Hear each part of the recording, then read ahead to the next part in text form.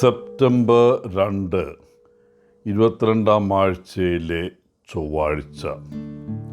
ലൂക്ക 4:31 മുതൽ 37 വരെ വാക്യങ്ങൾ. ഇന്നത്തെ സുവിശേഷത്തിൽ യേശു ഗലീലിയിലെ കഫർനാം പട്ടണത്തിലേക്ക് യാത്ര ചെയ്യുന്നതായി കാണാം. അവിടെ എത്തിയപ്പോൾ അവൻ ജനങ്ങളെ പഠിപ്പിച്ചു. അവൻ്റെ ശ്രോതാക്കൾ അവൻ്റെ പഠിപ്പിക്കലിൽ അത്ഭുതപ്പെട്ടു. മുമ്പ് കേട്ടിട്ടുള്ള ഏതൊരു ഉപദേഷ്ടാക്കളിൽ നിന്നും യേശു വ്യത്യസ്തനാണെന്ന് അവർ മനസ്സിലാക്കി.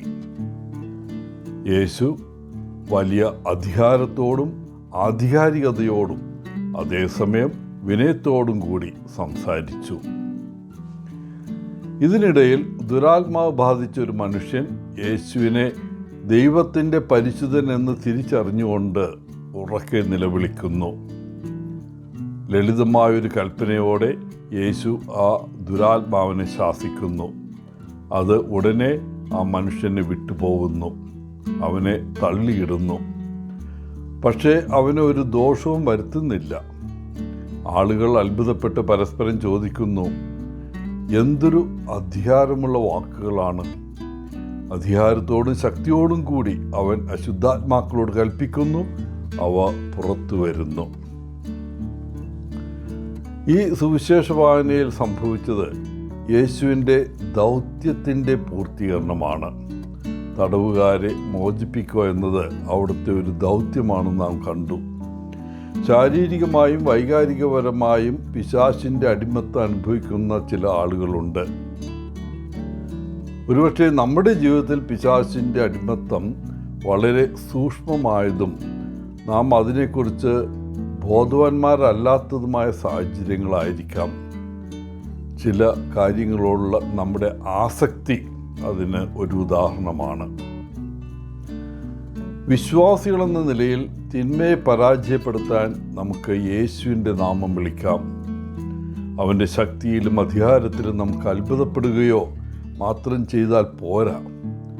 നാം അവനിൽ വിശ്വസിക്കുകയും അവൻ്റെ ശക്തിയും അധികാരവും അംഗീകരിക്കുകയും വേണം. എല്ലായിടത്തും തിന്മയുണ്ട്. പക്ഷെ നമ്മുടെ ജീവിതത്തിൻ്റെ എല്ലാ മേഖലകളിലും യേശുവിനെ കർത്താവായി കണക്കാക്കിയാൽ ദുഷ്ടതയിൽ നിന്ന് നമുക്ക് പൂർണ്ണ സ്വാതന്ത്ര്യം ലഭിക്കും.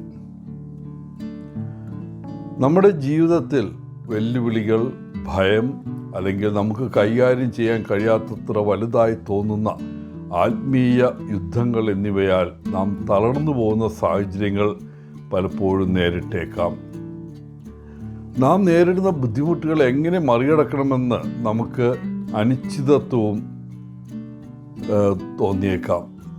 യേശു ജ്ഞാനത്തിൻ്റെ ഒരു ഉപദേഷ്ടാവ് മാത്രമല്ല, നമ്മെ പീഡിപ്പിക്കാനും ഉപദ്രവിക്കാനും ശ്രമിക്കുന്ന ശക്തികൾ ഉൾപ്പെടെ എല്ലാറ്റിൻ്റെയും മേൽ ആത്യന്തിക അധികാരമുള്ളവരാണെന്ന് ഈ സുവിശേഷ ഭാഗം നമ്മെ ഓർമ്മിപ്പിക്കുന്നു. പ്രിയപ്പെട്ടവരെ, ക്രിസ്തുവിൻ്റെ അധികാരം നമുക്ക് ആഴമായ പ്രത്യാശയുടെയും സ്വാതന്ത്ര്യത്തിൻ്റെയും ഉറവിടമാണ്.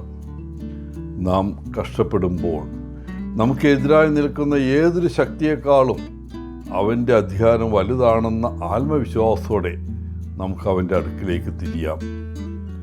നമ്മുടെ ജീവിതത്തിലെ കൊടുങ്കാറ്റുകളിൽ സമാധാനം കൽപ്പിക്കാനും നമ്മെ ബന്ധനത്തിലാക്കിയിരിക്കുന്ന ചങ്ങലകൾ പൊട്ടിക്കാനും തകർച്ചയുള്ളിടത്ത് രോഗശാന്തിയും പുനഃസ്ഥാപനവും കൊണ്ടുവരാനും യേശുവിന് കഴിയും. ആ വിശ്വാസത്തിൽ മുന്നോട്ട് പോകാൻ നമുക്കിടവരട്ടെ. എല്ലാവർക്കും നല്ലൊരു ദിനം ആശംസിച്ചുകൊണ്ട് ഒത്തിരി സ്നേഹത്തോടെ പോളച്ചൻ, CSSR from Kerala.